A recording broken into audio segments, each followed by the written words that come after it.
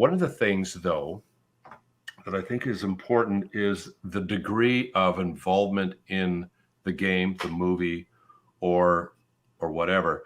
For example, there's watching a movie of good versus evil.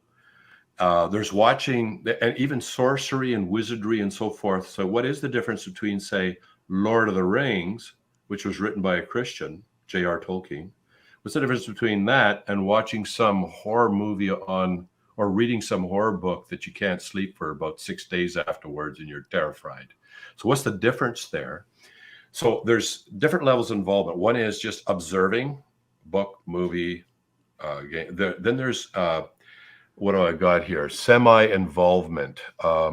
That's where, let's say you're playing a video game. It's a first-person shooter game, but it's still so, this isn't real. And I mean, I will confess, I used to love these things. Tom Clancy, I would like to defeat those games at the highest level at sniper mode, which was usually the most difficult level. I'm involved, but I'm not really a sniper, but I am going another level in as far as participation in this, because for a while and then there's the role-playing games where you actually, for me, to most effectively play my role, I got to start thinking as if I was a wizard or a sorcerer. I've got to start thinking that way so that I can start playing more realistically in that sort of thing. And that's different levels of involvement. And so if it's something that's wrong that you're